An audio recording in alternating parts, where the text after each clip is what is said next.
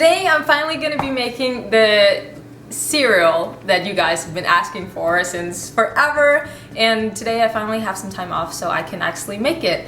And I was going to do the whole thing as to how I'm going to make it and then show you guys at the end, but all three of us, my two camera women, we got so excited that we actually ate it before I remembered.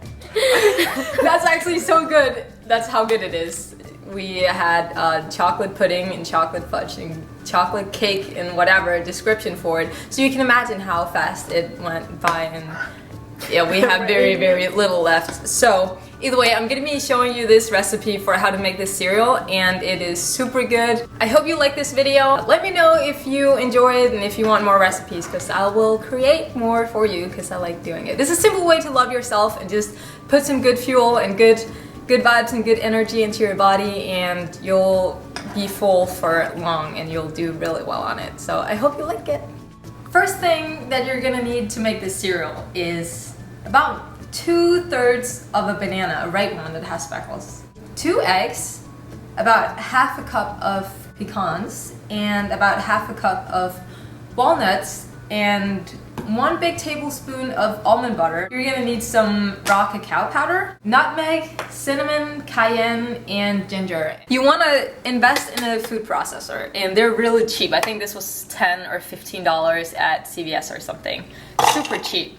And you wanna add your nuts and all the spices. At this point, it's really just a matter of how much you prefer.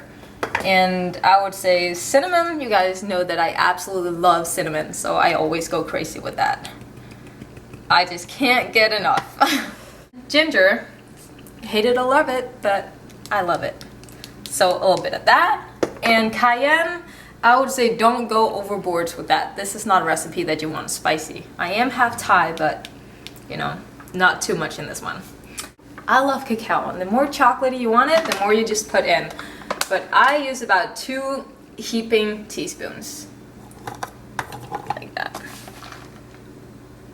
Now you want to just keep blending this till it's really fine. Some people like it chunky, but I'm going to show you how I make it the way that I like it best. Now when you have a consistency that looks something like this, that's pretty good. Probably the bigger it is, this chopper thing, the bigger it is, the easier it is to get fine. This one, if you fill it up too much, it's not that easy. So once you have your nuts grinded up finally like that, you want to take your banana and mash it. And I'm gonna use about 2/3 of this because this one is just a little bit too much. And as I said, put it in the freezer and you can use it for your smoothies and whatever. Frozen bananas just never goes to waste. Once that's done, you want to crack your eggs in there. The yolk is so nice and yellow, and it's just super delicious. Whisk it in there.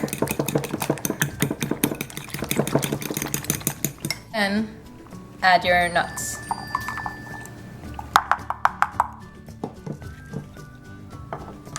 Now you want to add a spoonful of almond butter, and once again, it's a matter of preference, but maybe a little more than that.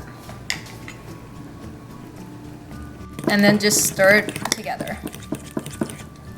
Now, if you have all these ingredients in the house, it's really simple to make every morning if you want it. Now, if it's a little thick, you can actually add a little splash of almond milk. I always get vanilla flavor, it's just so much better. Just a little splash.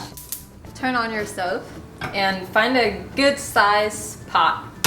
And this is where this tool comes in handy. And this just looks like something I could just eat. This looks like you're making a chocolate cake, basically, but you're not. Pour the entire thing in your pot. And now for the important part. You have to keep scraping the bottom. Turn down the heat a little bit, and you see how it starts to cook at the bottom? It gets stiff. You want to keep stirring it. This is really all about texture and how to not burn it, and it will burn so fast if you don't keep doing this. So keep scraping the bottom, keep scraping the sides so that it doesn't burn. And you keep doing this for a couple of minutes. Whatever your stove is like, just make sure it's on medium heat and it doesn't burn. You see how it starts to thicken?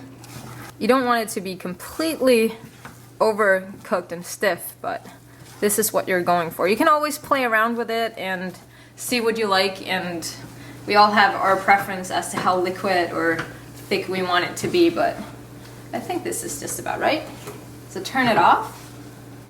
Nice and thick texture. Put it in your bowl. And there is your cereal. As you can see, this is probably a size that would be good enough for me, and this is what's left. And I usually put it in the fridge, and it's great to have as a snack when I just come home and I need something really fast, or just even as an entire meal, but I can't eat the whole thing. I think you're gonna be surprised as to how filling this is and how much you can actually eat. Now, I actually thought I wouldn't be able to shoot this video today, so I didn't take him out, but a really good idea is to buy frozen raspberries and just let them sit out on the counter, or put them in the fridge depending on when you want to use them, and they'll thaw out and get really nice and juicy, and they're really good to put on top of your ice cream too, just saying. But add some raspberries to that, add a splash of raw milk to that, or almond milk or hemp milk or whatever milk it is that you prefer. And it's super simple. As I said, if you want to make this in the morning, it doesn't really take that long. Once you made it the first time and you know how to do it and how much you want of each thing, then it really is super fast. And there you have it. It's like chocolate cake and pudding. Oh yeah, that's actually really... Hold on, this breakfast is about to be eaten. That's why we have this.